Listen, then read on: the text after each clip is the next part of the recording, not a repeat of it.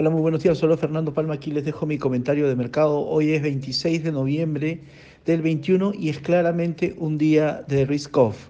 Las noticias vienen por los mayores casos que se están teniendo de una nueva mutación del virus original, el COVID-19. Este virus tendría origen en Sudáfrica, sería muy rápido el virus dominante y tiene, por lo que se conoce, una rápida transmisión. Se sabe que tendría cerca de 32 mutaciones, para que tengan una idea. La variante Delta tiene alrededor de 10 mutaciones de la versión original. Las mutaciones estarían en lo que se denomina el spike protein, es decir, la forma como ingresa a,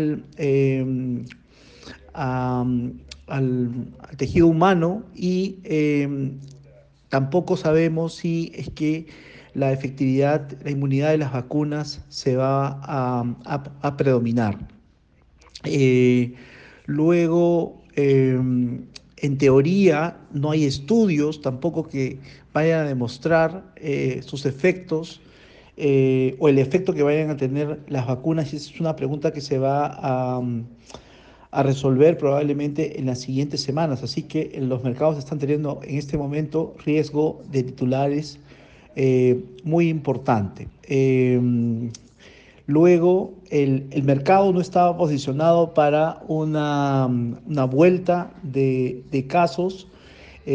Ahora, por ejemplo, está cerrando el stock 600, está cerrando con una caída de 3,7%, la peor caída desde junio del 20.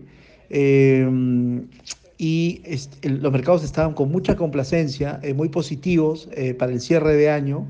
Venían de un feriado, el mercado está muy líquido, muchos operadores están fuera de oficina.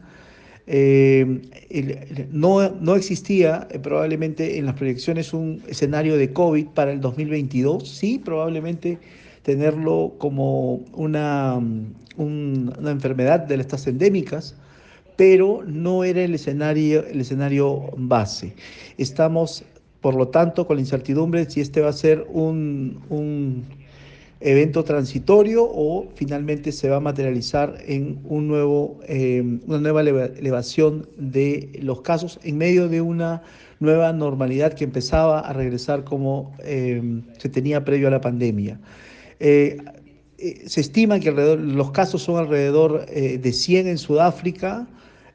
Habrían dos casos en Hong Kong, uno en Israel, uno en Botswana y por la mañana se supo de un caso en Bélgica. Las autoridades han respondido en forma muy enérgica en Europa, especialmente, y por ejemplo, Reino Unido, República Checa, Italia y Estados Unidos han prohibido las rutas de transporte aéreo provenientes de Sudáfrica y otros países vecinos. La variante también ha puesto en alerta a las autoridades en Asia. El gobierno chino ha decretado nuevas restricciones en las actividades sociales, especialmente el turismo, para evitar el número de contagios. En Hong Kong, donde yo mencioné que habían dos casos, se ha prohibido la permanencia de no residentes provenientes de un grupo de países al sur de África. Japón también ha declarado mayores restricciones al ingreso de pasajeros provenientes de la región. Los efectos en el mercado: el petróleo está cayendo, empezó cayendo 5%, ahora está cayendo 11%,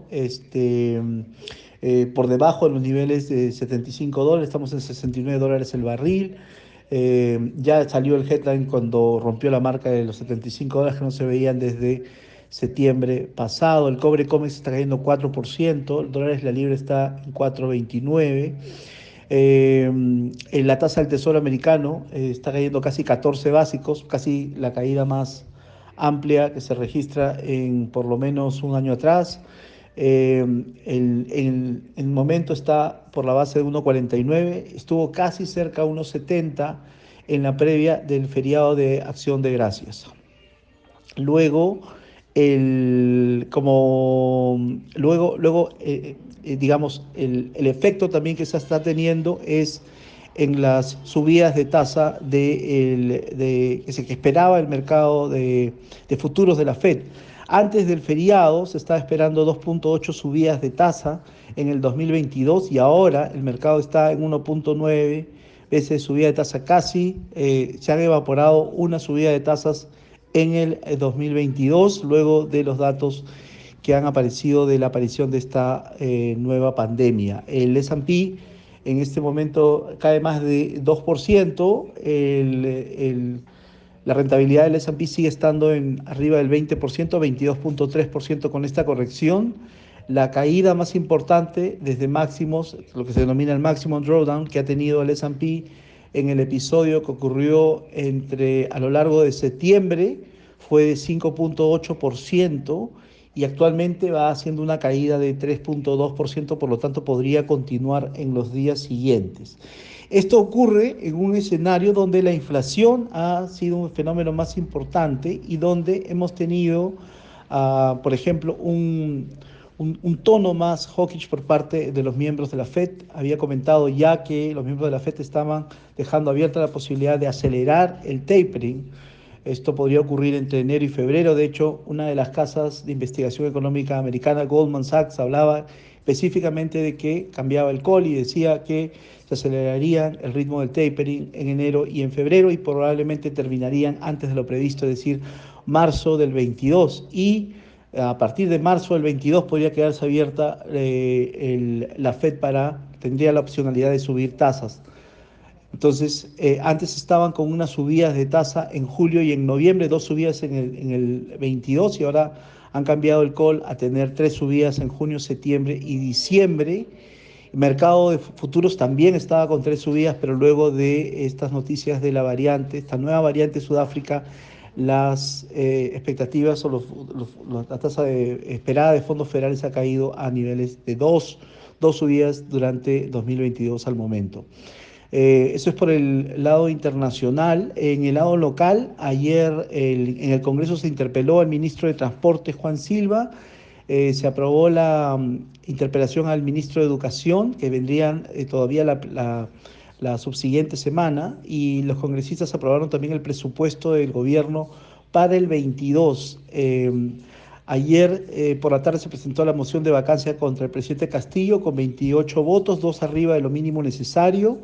Sin embargo, la próxima semana es una semana de representación. Los congresistas viajan a hacer labor parlamentaria a sus regiones de origen o donde fueron elegidos. Entonces, la próxima semana no habrá sesiones en el Pleno y probablemente vamos a tener a partir de la semana del 6 temas, una agenda muy cargada en el Congreso donde tiene que debatirse, por ejemplo, interpelación al ministro de Educación, tiene que votarse probablemente mociones a censura si es que van a aplicar al ministro de Transportes o al ministro de Educación, incluso el propio pedido de vacancia, el inicio de trámites, si es que llegan a los 52 votos o no, para que esto continúe, tienen una agenda muy apretada porque la legislatura termina el 15 de diciembre, así que van a ser unas 2 semanas de diciembre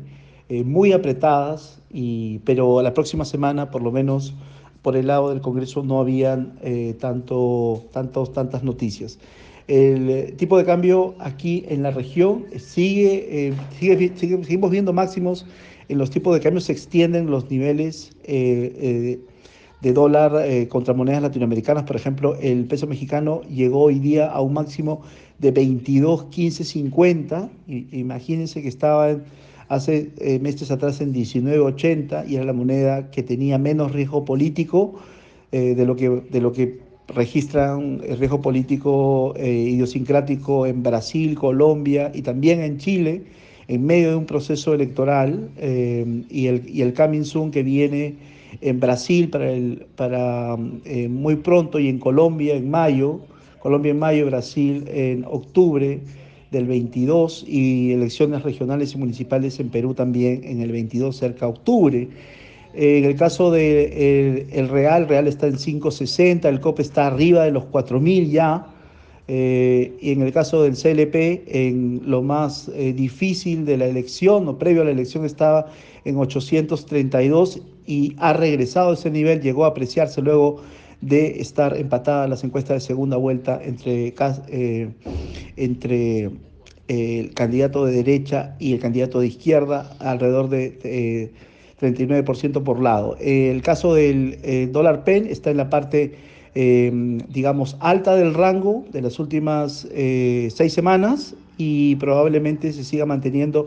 La depreciación que está teniendo el PEN en este momento es bastante contenida.